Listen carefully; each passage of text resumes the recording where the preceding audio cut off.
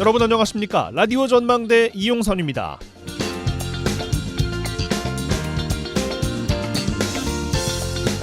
2024학년도 수능이 긴 여정에 막을 내렸습니다. 수험생들과 학부모님들이 이제 모두 한시름을 놓게 됐습니다.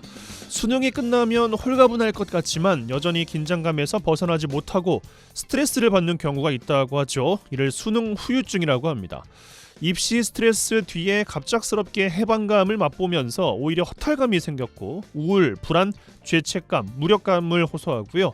심한 경우에는 식욕이 떨어지고 두통이나 소화장애, 과민성 대장 증후군이 생기기도 한답니다.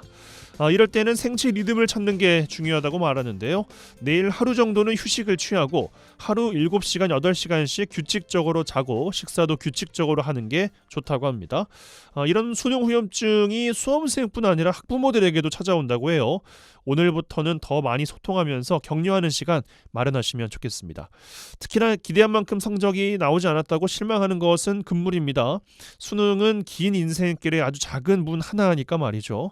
이 문에 들어가지 못했다고 다른 문이 없는 것은 아니니까요. 자, 오늘 라디오 전망대가 준비한 소식입니다. 지역 소식들 뉴스 브리핑 통해서 들어보고요. 1년간 힘든 시간을 같이 보내고 수능까지 함께 달린 분이 바로 고3 담임 선생님이 아닌가 싶습니다. 잠시 후에 지역의 고3 담임 선생님 한 분 연결해서 이야기 나눠보겠습니다. 이번 주 취재기 민원 해결사 이번 주 이 노래 이어집니다.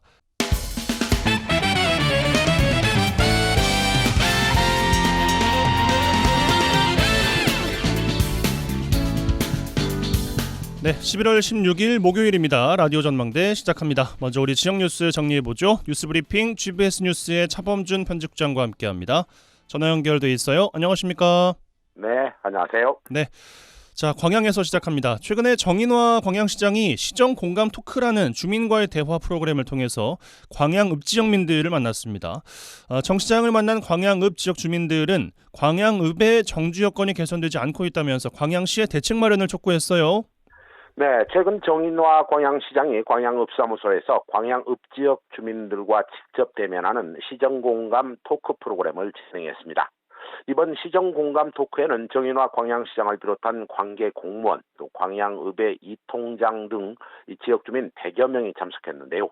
구도심 공동화 현상에 따른 도심 활성화 방안이라는 주제로 광양읍 지역의 도시 활성화 방안을 위한 다양한 의견이 나눠졌습니다. 이 공감 토크에 참석한 광양읍 주민들은 광양읍이 목성지구 부영주택과 동래지역 서희 스타일스 입주가 시작됐음에도 광양읍 인구의 변동이 거의 없다며 이는 광양읍 지역의 정주 여건이 여전히 개선되지 않고 있기 때문이라고 주장했습니다. 광양읍 지역 주민들 지난 2021년 전남 도립미술관이 개관했고 원도심 활성화 방안으로 읍내리와 인설이 이론해 이 도시재생 사업이 2021년 말까지 완료됐는데 이 광양읍 지역에는 축제 기간을 제외하고 관광객들의 유입이 되지 않고 있다고 주장했습니다. 이 밖에도 주민들은 지역의 의료시설을 비롯한 편의시설이 부족하고 협소한 도로나 노후된 상수도관 등 사회 기반 시설이 미비하다며 광양시의 대책 마련을 촉구했습니다. 의료시설 부족이나 도로 상황 등은 사회 기반 시설이라고 할 수가 있겠어요. 근데 지역민들의 불편이 계속 이어지고 있다면 도시 기능이 축소되고 있다는 건데 주민들의 불만에 대해서 광양시 어떤 입장입니까? 네, 광양읍 지역 주민들은 광양시가 광양은 아이 키우기 좋은 도시라고 홍보하고 있지만 이 지역 청소년들에게 좋은 환경을 제공하지 못하고 있다며 광양 지역 청소년들의 경우 이 마땅히 먹고 놀 수 있는 공간이 부족해 순천으로 나가고 있고 이 도립미술관과 연계해 지역의 청소년들이 공감할 수 있는 공간이나 인프라가 형성돼야 된다고 주문했습니다. 일부 주민들로부터 광양 지역의 부족한 도시 인프라와 관련된 불만 사항도 함께 거론됐는데요. 광양읍 지역에 병원이 부족하고 지역에 택시가 부족해 밤에 택시를 타기가 불편하다는 민원이 제기됐습니다. 또한 지역 일부 대로변을 중심으로 CCTV가 설치되어 있지만 주민들이 자주 왕래하는 이 골목 안길이나 작은 도로에는 아직 CCTV가 없어 주민들의 안전 확보 차원에서 CCTV의 추가 설치가 필요하다는 지적도 나왔습니다. 지역의 관광 산업과 관련한 제안도 나왔는데 이 광양읍 와인동굴에서 익신마을, 구봉산까지 옛 등산로가 존재하지만 이를 연결해서 이 관광객 유입에 효과적이 될 수 있도록 광양시의 둘레길의 조성, 등산로 조성이 건의됐습니다. 이 밖에도 동천 경관광장 조성이나 광양읍권의 산후조리원 건립사업, 구도심 마을의 빈집 담장 정비, 광양 동천과 서천, 인덕천, 억만천 등 광양의 4대 하천의 둘레길 조성 등의 의견도 쏟아져 나왔다고 합니다. 이 주민들로부터 다양한 건의사항을 전달받은 정인화 광양시장 답변을 통해 광양읍은 옛 모습을 그대로 간직하고 있는 곳이 많아 보존할 수 있는 것은 옛 모습대로 두고 이것을 토대로 광양읍이 지금보다 발전하고 주민들이 행복해질 수 있도록 노력해가겠다 이렇게 주민들에게 답변했습니다. 예, 이 자리에서 나온 모든 민원을 다 해결할 수는 없겠습니다만 우선순위는 잘 따져서 당장 시급하다고 하는 현안을 해결하는 노력은 필요해 보입니다. 자, 여수로 가겠습니다. 여수 율촌지구 도시개발 사업에 대한 타당성 조사 여부 결정하기 위해서 정부가 사전 심사에 들어갔어요. 네, 민선 8기 여수시의 공약 사업이자 사업비 규모가 1조 원이 넘는 율촌지구 도시개발 사업에 대해 이 정부가 타당성 조사 여부를 결정하기 위해 사전 심사에 들어가면서 정부의 판단 결과에 관심이 모아지고 있습니다. 이 정기명 여수시장 민선 8기 선거 공약 사업으로 전남 동부권 여수, 순천, 광양시의 중간 지점인 여수시의 관문인 율촌 지역의 인구 유입, 또 정주 여건 개선을 위해 율촌지구 도시개발 사업에 대해 자체 용역 결과를 바탕으로 정부의 타당성 조사를 요청한 바 있습니다. 행정안전부와 용역기관은 최근 여수시로부터 율촌지구 도시개발 사업에 대한 사업 설명을 들었고 타당성 조사 여부를 결정하기 위한 사전심사에 돌입했는데요. 여수시는 율촌 지역의 산업용지를 확보하고 그에 따른 배후도시를 개발해 주거 환경을 조성하겠다는 구상을 정부에 밝힌 바 있습니다. 예, 1조 원이 넘게 투입되는 대규모 개발 사업 계획입니다. 여수시가 구상하고 있는 율촌 도시개발 사업 구체적인 내용 정리해 주실까요? 네, 여수시는 오는 2029년까지 여수시 율촌면 지역의 산업단지와 주거단지를 동시에 갖춘 거주인구 3만 5천 명 규모의 복합 신도시를 만들겠다는 구상입니다. 여수시는 정부의 사전심사를 통과하면 다음 달부터 6개월 동안 본격적인 타당성 조사를 진행하고 해당 조사 결과를 바탕으로 기재부의 지방재정투자심사를 진행하겠다는 계획입니다. 여수시는 인구가 지속적으로 감소하고 있는 율촌 지역은 접근성이 좋은 여건을 갖고 있는데도 여수시의 다른 지역에 비해 그동안 개발이 지연되었다며 사업이 추진되면 여수시의 인구 유입 측면에서 좋은 정책이 될 것이라는 입장입니다. 예, 알겠습니다. 율촌 도시개발 사업의 첫 단추가 정부의 타당성 사전조사 셈인데 이달 중에 결말 나온다고 하니까 좀 더 상황을 지켜보죠. 자, 순천에서 마무리하겠습니다. 순천시 생목동, 덕암동 주민들이 관내 이수중학교 앞 도로변 옹벽이 위험 재해 시설이라면서 순천시와 교육지원청에 정비 공사를 요구하고 있어요. 네, 순천시 생목동과 덕암동 지역 주민들이 관내 이수중학교 입구에 있는 도로변 옹벽이 주민들과 학생들의 안전을 위협하고 있다며 순천시와 순천교육지원청에 당장 전면적인 보강 공사를 진행해달라며 민원을 제기했습니다. 주민들은 비상대책위원회를 구성해 해당 옹벽의 위험성을 행정당국에 호소하고 있는데요. 주민들에 따르면 해당 옹벽은 설치된 지 50년이 지난 구조물로 언제 무너질지 모르는 재해 위험 시설이지만 이 당국이 보강 공사를 미루고 있다며 인근을 지나는 학생들이나 주민들의 안전을 위해 당장 공사를 진행해야 된다는 입장입니다. 주민들은 해당 옹벽은 안전진단 C등급을 받은 구조물로 옹벽의 균열 보수 공사나 물 빠진 공사, 배수로 정비가 이루어지지 않아 위험이 상존하고 있다고 주장하고 있습니다. 예, 당장 옹벽 제거 공사가 어렵다면 보강 공사라도 진행해야 될 것 같은데 주민들의 입장에 대한 행정당국의 대응과 어떻게 진행되고 있는지도 알려주시죠. 네, 주민들은 지속적인 민원 제기를 하고 있는데 순천시 교육지원청이 전면적인 보수 대신 이 구조물 일부 보강 공사를 통해 안전 등급만 B등급으로 바꿔서 관리를 하려 하고 있다며 이는 주민들의 안전을 무시하는 처사라며 반발하고 있습니다. 지역 주민들은 해당 옹벽에 대한 안전을 담보할 수 있는 적절한 공사를 진행해 줄 것을 교육청이나 시청에 요구하고 있는데요. 주민들은 일시적인 보강공사 대신 이 옹벽을 계단식으로 변경함으로써 항구적으로 안전한 시설로 조성해야 된다는 입장입니다. 주민들은 해당 구조물의 보강 조치 요구에 대해 이 순천시 교육지원청은 이수중학교 학교 홈페이지에 이 안전 등급과 관련한 내용을 공지하고 있고 이 후속 조치를 미루고 있다고 합니다. 순천시는 이 보강공사에 대해 검토하고 있다는 입장을 고수하고 있다며 지역 주민들은 행정당국의 신속한 조치를 촉구하고 있습니다. 네, 알겠습니다. 뉴스브리핑 GBS 뉴스의 차범준 편집국장과 함께했어요. 고맙습니다. 네, 고맙습니다.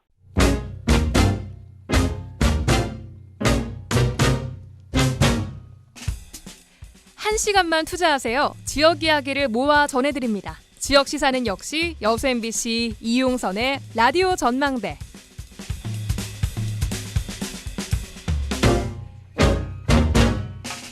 예, 오늘 수능 날이었죠. 조금 전에 끝났습니다. 정말 고생 많으셨습니다. 수험생들만큼이나 마음 졸이면서 결과 기다리고 있는 분들이 학부모님들 계시겠고 또 선생님들도 계실 것 같습니다.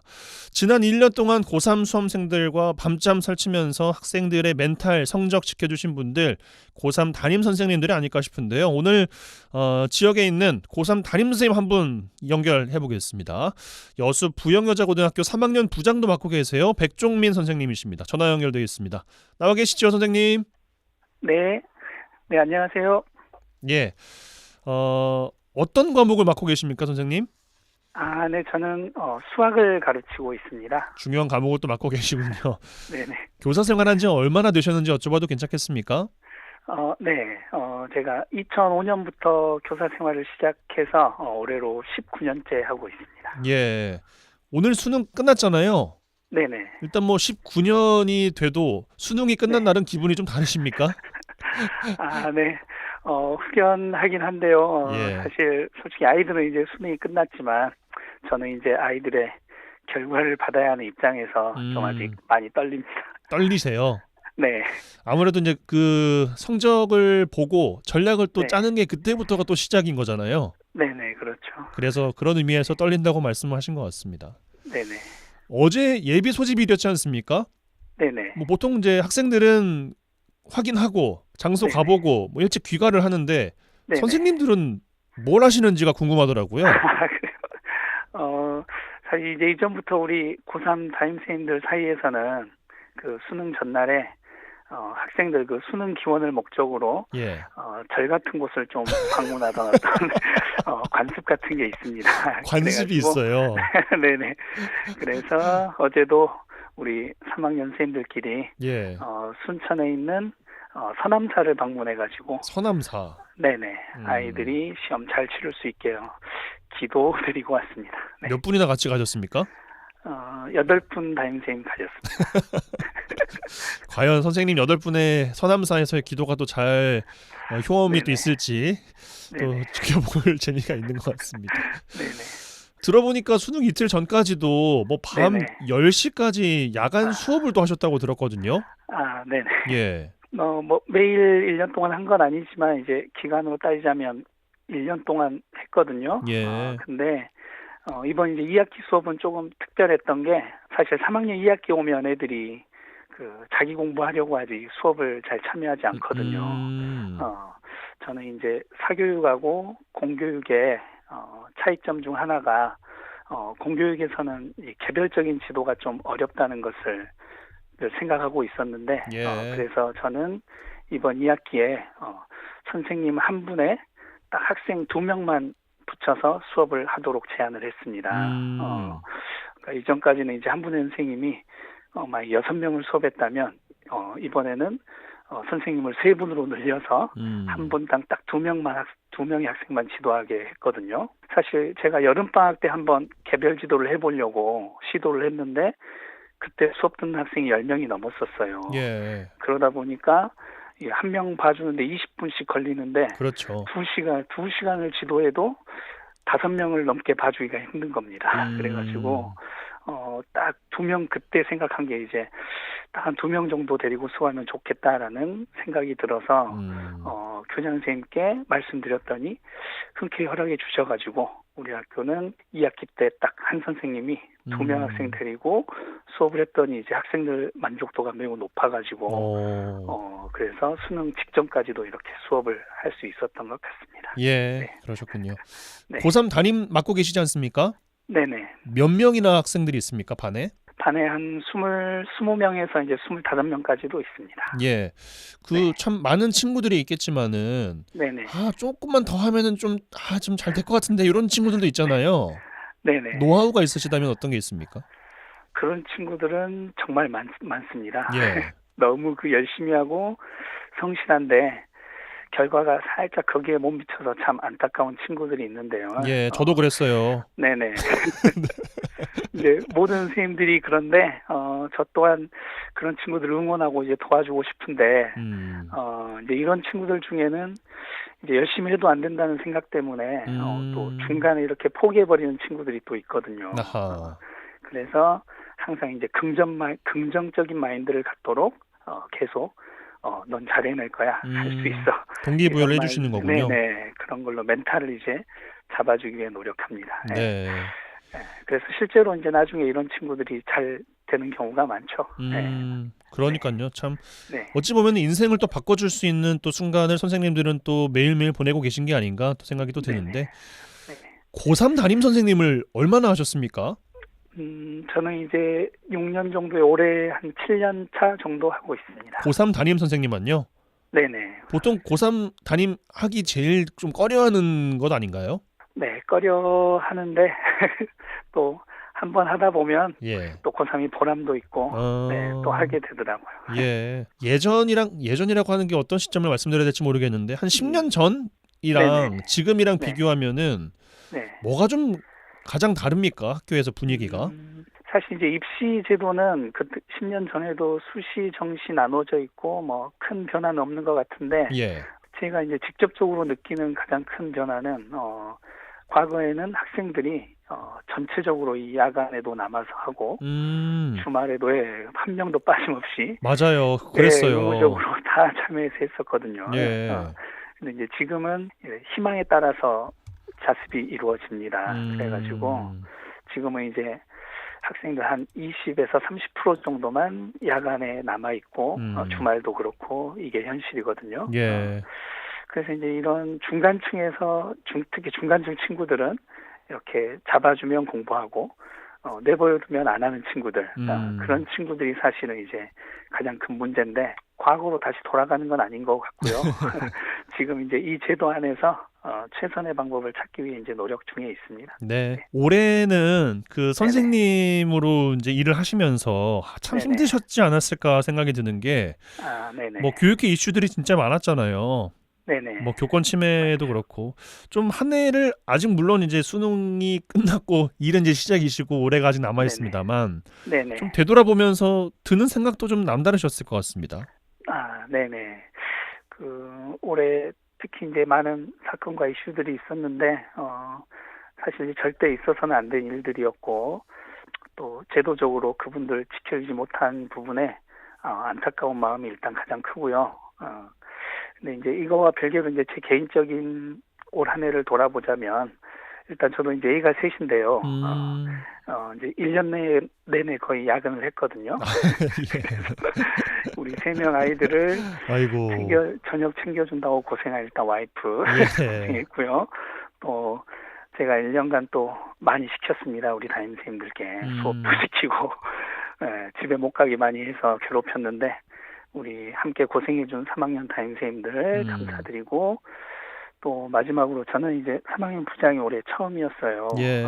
그래서 긴장도 많이 하고 걱정도 많이 했었는데 너무 좋은 우리 부영여고 3학년 학생들 만났다는 것, 또 그 중에서도 저한테 한치의 스트레스도 안겨주지 않았던 우리 3학년 5반, 제가 5반 담임이거든요. 네. 네, 제가 교직 경력 19년 중에서 17년째 담임하는 중인데 가히 역대급이라는 표현을 쓸 수 있을 정도로 아주 완벽한 반이었던 것 같습니다. 그렇군요. 네, 그래서 올 한 해 저는 행복했습니다. 네. 그럼 마지막으로 말씀하신 김에 이제 5반 친구들한테 뭐 선배로서 선생님으로서 조언 한마디 해주신다면 어떤 말씀 주고 싶으십니까? 그래요. 네.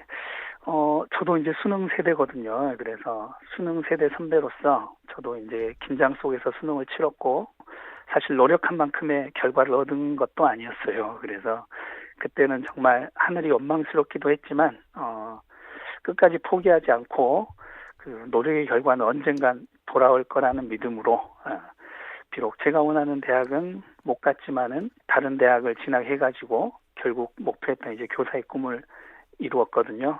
그래서 여러분의 가능성은 아직 열려 있습니다. 그 길이 조금 돌아가는 길이 될지라도 항상 믿음을 가지세요. 노력의 결과는 반드시 돌아옵니다. 네, 선생님이 지켜본 우리 부영여고 3학년 5반 친구들은 너무 성실하고 또 예의 바르고 예쁜 친구들입니다. 네, 너무 고생 많았고요. 다가올 여러분의 앞날을 응원하겠습니다. 네. 선생님 오늘 바쁘신 중에 인터뷰 감사합니다. 네네, 감사합니다. 네, 지금까지 여수 부영여자고등학교 3학년 부장 맡고 계신 백종민 선생님과 말씀 나눴습니다. MBC 라디오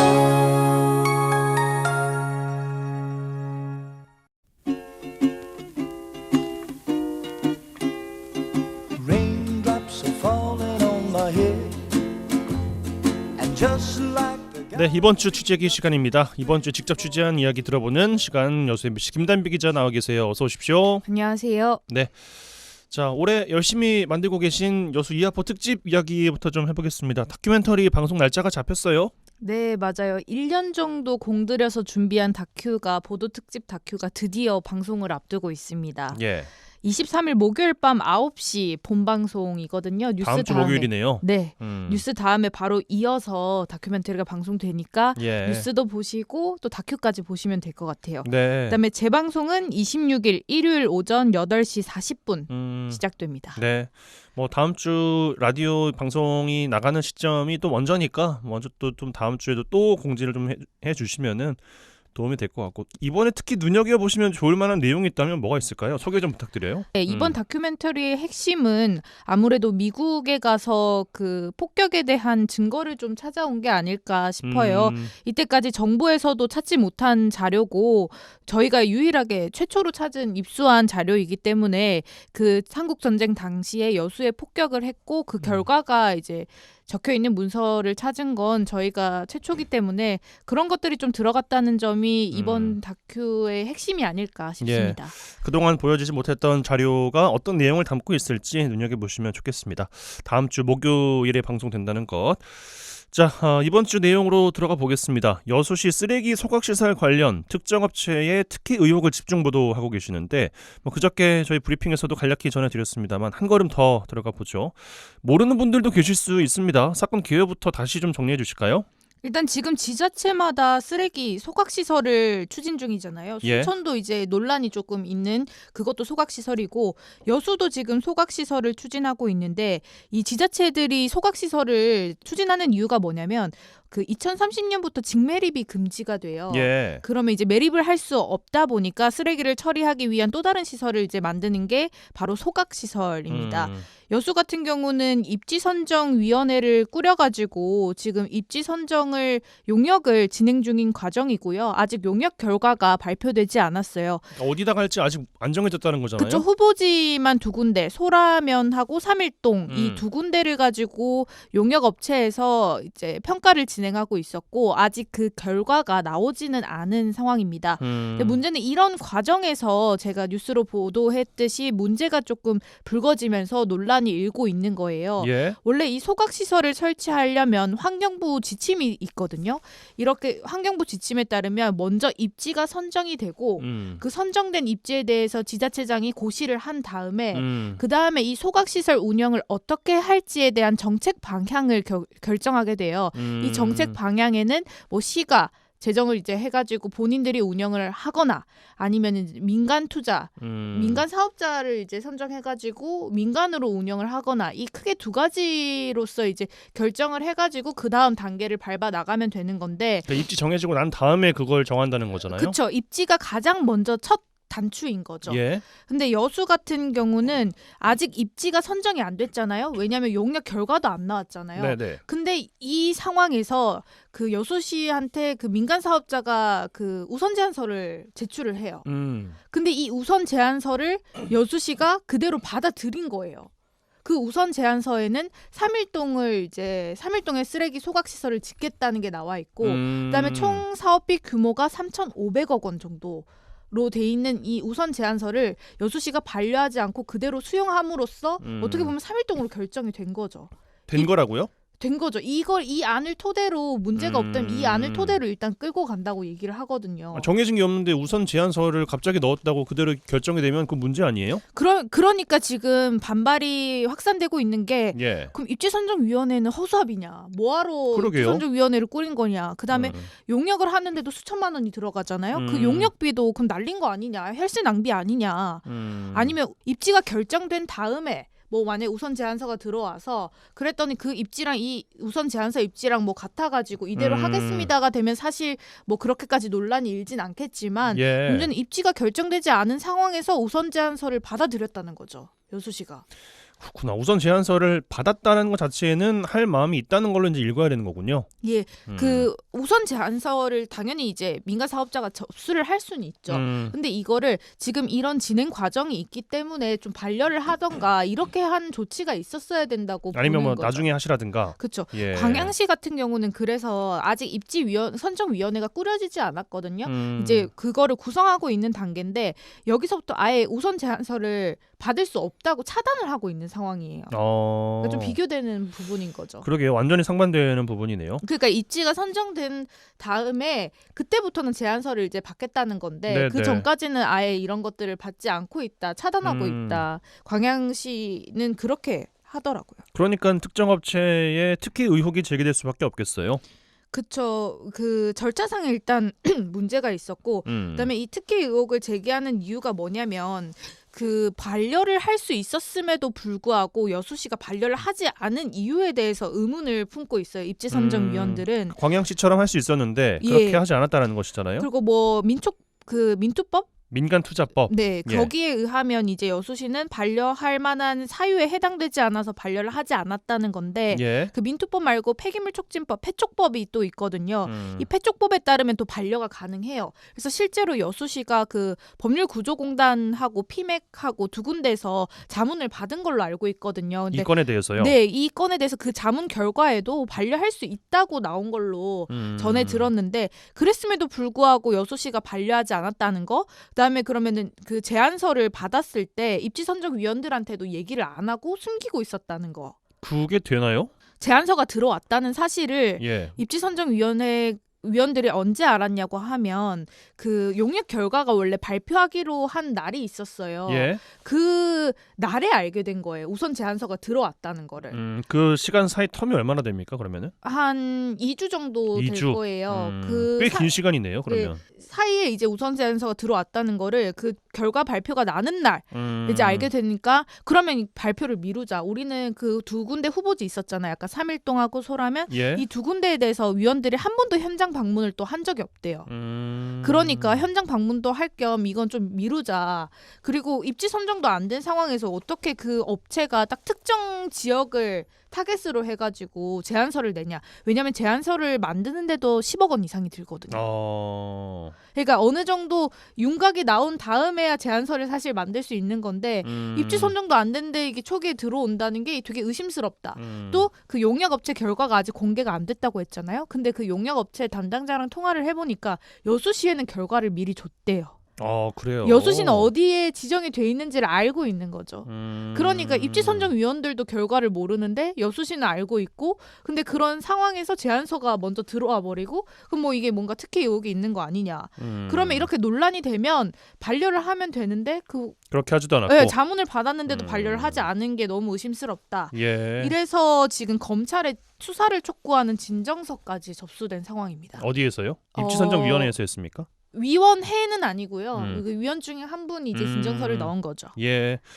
그러게요. 입지선정위원회도 모르는 사이에 민간업체와 여수시는 알고 있었고 그리고 제안서도 만드는데 10억 원이라는 큰 돈이 듦에도 불구하고 업체가 어쨌든 했다라는 것은 특혜 의혹이 제기되는 것이 충분한데 여수시 입장은 뭐 좀 나왔습니까? 그 이후에 보도 나간 이후에? 여수시 같은 경우는 왜 이제 업체가 그 이제 업체 우선 제안서는 3일동이라고 했잖아요. 예. 왜 3일동으로 지정을 해서 이제 제안서를 냈는지는 잘 모르겠다. 근데 우리 시의 정책 방향과 제안서가 갖고 그다음 법적으로 반려할 근거가 없기 때문에 우리는 반려를 하지 않은 거다. 그리고 그걸 채택한 것이다라는 그 기본적인 입장을 고수하고 있고 입지선정위원들은 이게 논란이 되면서 지금 위원회를 잠정 해산해 놓은 상태입니다. 알겠습니다. 이 정도까지 이야기하죠. 이번 주 취재기 여수 MBC 김단비 기자와 함께했어요. 고맙습니다. 감사합니다.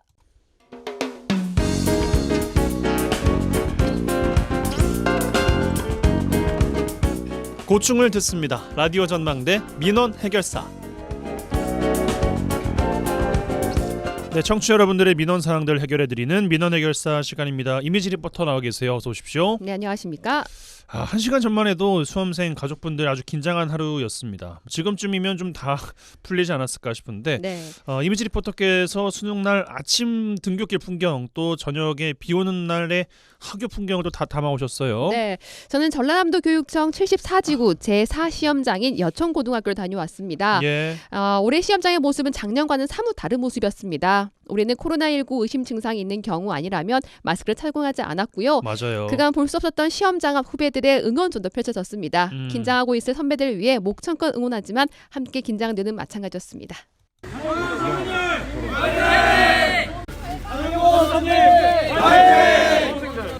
좀 부끄럽더라도 잘 보시지 않을까라는 생각을 해가지고 얘들 모아가지고 딱 했어요. 제 미래가 좀 걱정스럽긴 한데 그래도 이렇게 응원을 받으면은 기분이 좋지 않을까 싶어요. 그냥 다 잘 되셨으면 좋겠다라는 생각으로 꿈을 이루시면 좋겠다라는 생각을 했어요.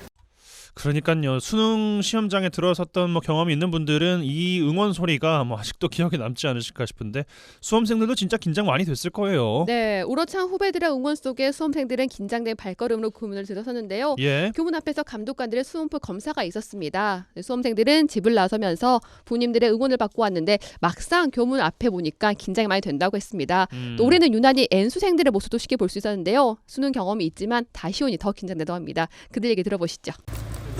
자, 수험표 확인하겠습니다. 자, 들어가세요. 수능 화이팅! 어때요? 준비한 만큼 열심히 보고 오겠습니다. 물 먹었어. 파이팅 잘 벌어. 이건 너 서로 먹어. 잘하지. 기저 어린 것들이 공부한다고 신경 쓰고 빼빼 몰라갖고. 아이고 어찌. 죽겠어요 진짜. 너무 힘들어요. 진짜 이번에 끝낸다. 좀 떨리죠. 떨리는데 제필 3선. 19살 보고 19, 20, 21, 22니까 제가 그래서 아까 사수라고 말씀드린 거예요. 하나, 둘, 셋 화이팅 하는 거야. 하나, 둘, 셋 화이팅! 꽉 잡아 그냥! 꽉 잡아! 오케이! 네가 최고야! 내 얼굴 책임져! 네가 최고야! 착잡하면서도 잘 되길 바라고. 떨리는 마음이 가장 크죠. 일단은 친구랑 짠한 모습도 있긴 한데 일단은 그 친구의 열정이 그동안 보였기 때문에 정말 친구가 잘 봤으면 마음이 가장 커요. 자, 오전에 수험장 모습 봤습니다. 이렇게 긴장이 됐지만 시험 끝낸 지금은 좀 다소 시원섭섭한 마음이지 않을까 싶어요. 네, 이 전남에서는 수험생 13,000여 명이 46개 시험장에서 시험을 치렀습니다. 예. 1시간 전쯤 제2외국어 한문 영역 시험을 끝으로 2024년도 대학 수학능력 시험을 마쳤는데요. 예. 시험이 끝날 무렵에 비가 많이 내렸습니다. 맞아요. 네, 시험을 마치기 전부터 많은 학부모들은 우산을 들고 초조한 마음으로 아이들을 기다렸는데요. 학부모들은 이 시간을 잘 견뎌준 아이들에게 대견하다고 얘기했습니다. 눈물 날 것 같아요. 그동안 너무 수고했고 결과가 어찌 되든 앞으로 좋은 일만 있을 거니까 포기하지 말고 당당하게 나아갔으면 좋겠다고 그 얘기 해주고 싶어요. 사랑한다고. 하루 종일 그냥 일상생활 거의 못하고 그냥 차분하게 기도하는 마음으로 집에서 있었던 것 같아요. 긴장되는 것보다 빨리 보고 싶어요. 안아주겠죠? 웃으면서 나오길 바라야죠. 예, 저희 라디오 전망대 이선아 작가의 첫째 따님도 오늘 수능을 봤어요. 네, 맞습니다. 오늘 하루 종일 막 전전긍긍하시는 모습을 보니까는 제가 더 긴장이 되고 말이죠. 우리 은우 친구 시험 잘 봤는지 모르겠어요. 제가 또 응원의 메시지를 또 좀 보내주고 그랬었는데 말이에요. 여러모로 많은 분들에게 신경이 쓸 수밖에 없는 그런 날이었지만은 그래도 좀 잘 마무리가 되고 기분 좋게 오늘 하루를 보내셨으면 좋겠습니다. 다시 한번 오늘 하루 수험생과 가족분들 모두 고생 많으셨다는 말씀을 드리겠고요. 대한민국 모든 수험생들의 앞으로 내일도 응원하도록 하겠습니다. 또 이미지 리포터께서도 다녀오시느라고 고생 많으셨습니다. 네, 감사합니다. 네, 지금까지 민원 해결사 이미지 리포터와 함께했어요. 좋을 수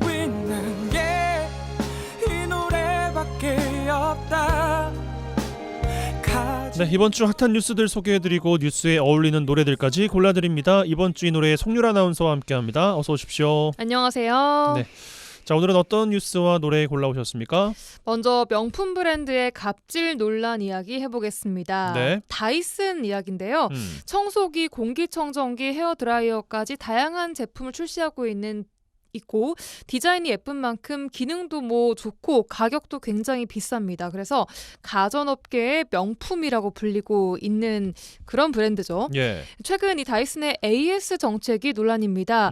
한 4년 전에 50만 원 넘게 주고 산 헤어드라이어의 수리를 맡겼더니 센터에서는 먼저 수리가 어렵다. 리퍼 제품을 받을 수 있다라고 답을 했고요. 이후 대처가 없어서 다시 문의를 했더니 리퍼 제품도 구할 수 없다. 10만 원짜리 쿠폰을 줄 테니까 제품을 새로 사라 이렇게 말을 바꿨습니다.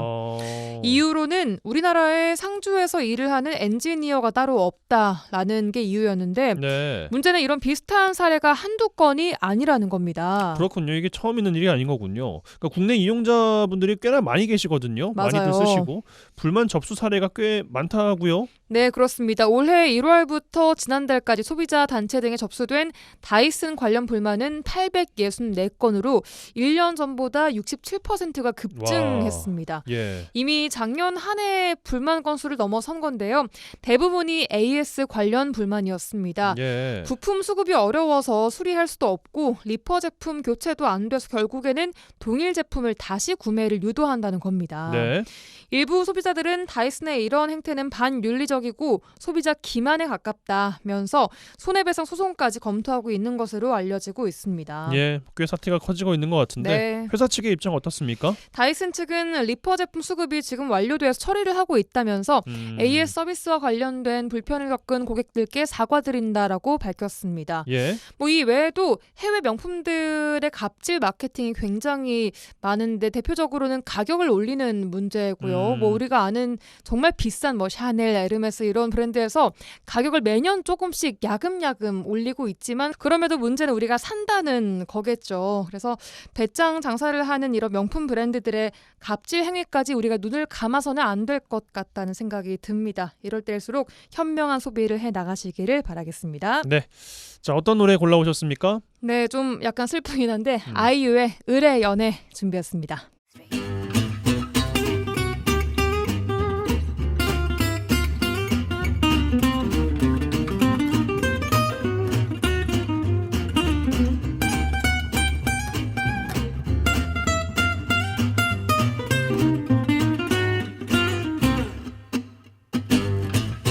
뻔히 봐놓고 답장은 안 해.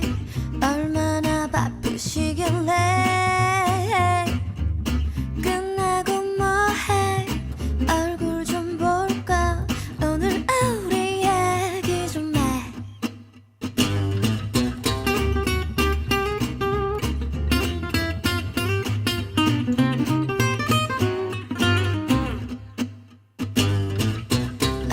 언뜻했다는 비슷하지만 연애 쪽이 그것과는 달라.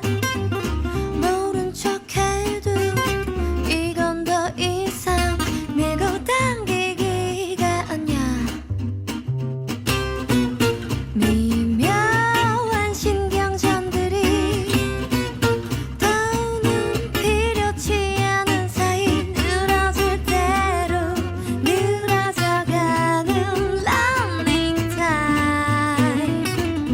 아하, 눈치를 살피며 시간만 끌어 애태우는 저희가 뭐야. 유통기한은 끝난 지 오래. 사기도 한참 상했지. 아이유의 을의 연애 듣고 오셨습니다. 두 번째 이야기는요. 사장 취임과 동시에 예고 없이 바뀐 뉴스 앵커와 또 갑자기 사라진 시사 프로그램 KBS 이야기네요. 네, 그렇습니다. KBS 신임 박민 사장의 취임 첫날 9시 뉴스 앵커부터 각종 시사 프로그램 진행자들이 전면 교체가 되거나 혹은 프로그램이 결방됐죠.